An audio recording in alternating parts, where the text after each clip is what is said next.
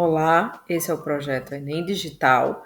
Eu sou a professora Natália Araújo, da disciplina de Biologia, IFRO, Campus Guajará-Mirim.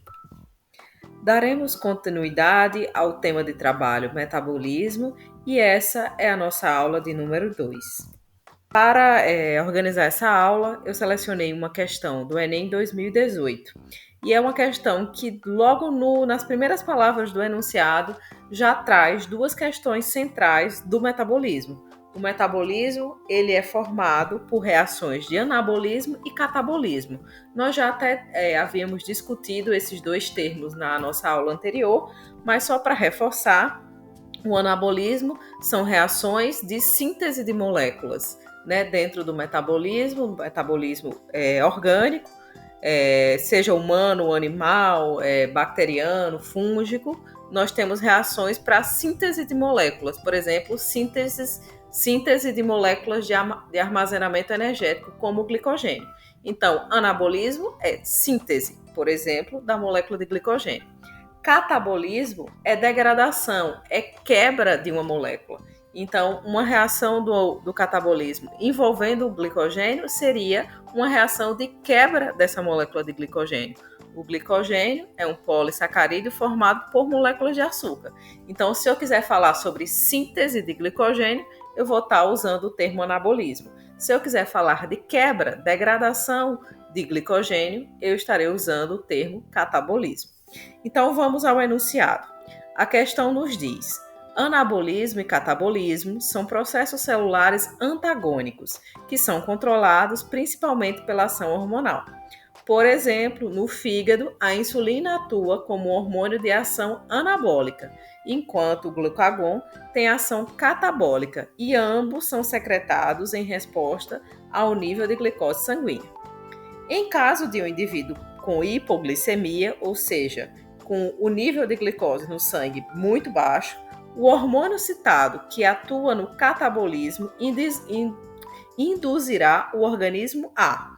Então, a questão já nos diz que nós temos dois hormônios que atuam ou no anabolismo ou no catabolismo do glicogênio. E aí a questão quer saber quando uma pessoa estiver num quadro, um indivíduo estiver num quadro de hipoglicemia, ou seja, baixíssimos níveis de glicose no sangue, o hormônio citado, que atua no catabolismo, induzirá o organismo a. Se ele está dizendo que o hormônio vai atuar no catabolismo, então a gente espera que sejam reações de quebra, né?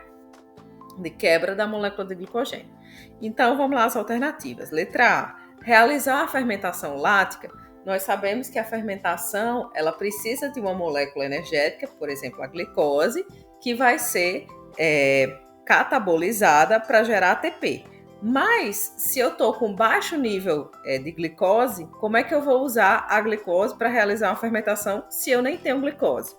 A mesma coisa a letra B, diz metabolizar aerobicamente a glicose. Enquanto a letra A seria utilizar anaerobicamente, a letra B é utilizar aerobicamente. Mas se eu não tenho glicose, como é que eu vou utilizá-la, né? É um quadro de hipoglicemia, então eu não tenho essa glicose disponível. Letra C, produzir aminoácidos a partir de ácidos graxos. Então, ele está dizendo que eu vou produzir uma molécula é anabolismo. E sabemos que aminoácido ele não vai resolver um problema de glicose baixa no sangue, da concentração de glicose baixa.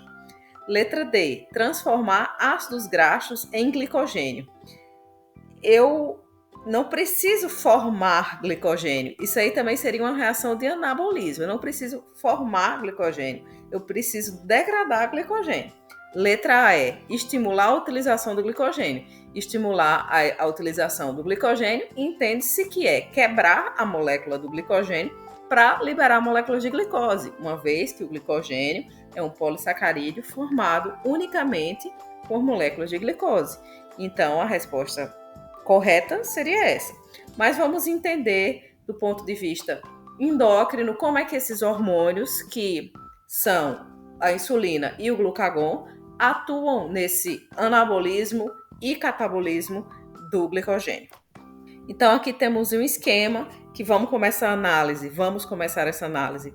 Pela entrada do alimento, aí na parte superior esquerda da figura, tem o alimento, a seta preta, apontando para a introdução do alimento no sistema biológico, ou seja, o indivíduo ele se alimentou. Uma vez que o indivíduo tem ingerido algum tipo de alimento, vai acontecer uma alta na taxa de glicose. Se eu tenho uma alta na taxa de glicose sanguínea, essa concentração elevada de glicose vai estimular células beta do pâncreas a secretar insulina e, ao mesmo tempo, vai inibir a secreção de glucagon pelas células alfa.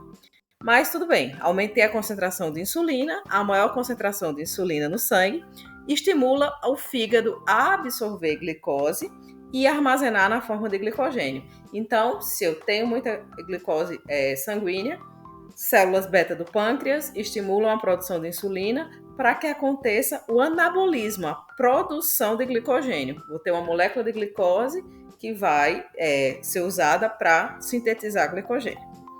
Aí já numa situação que está representada na parte de baixo da figura, você tem uma situação de baixa taxa de glicose, que é justamente a situação usada na questão. Quando eu tenho uma baixa taxa de glicose, essa concentração baixa de glicose inibe a secreção pelas células beta de insulina e, ao mesmo tempo, aumenta a secreção de glucagon pelas células alfa. O glucagon vai agir no fígado para que aconteça a quebra do glicogênio e a liberação de glicose. Quebra do glicogênio entende-se por uma reação de catabolismo que vai degradar, quebrar a molécula de glicogênio para liberar glicose, para que haja glicose disponível para o indivíduo. Então, dessa forma, a resposta certa é a letra E. Um indivíduo com a baixa concentração de açúcar no sangue, ou seja, com hipoglicemia, o hormônio citado, que é o glucagon, vai atuar no catabolismo, induzindo a estimulação da utilização de glicogênio, induzindo, ou seja, a quebra da molécula do glicogênio, gerando assim moléculas de glicose que ficarão disponíveis na corrente sanguínea.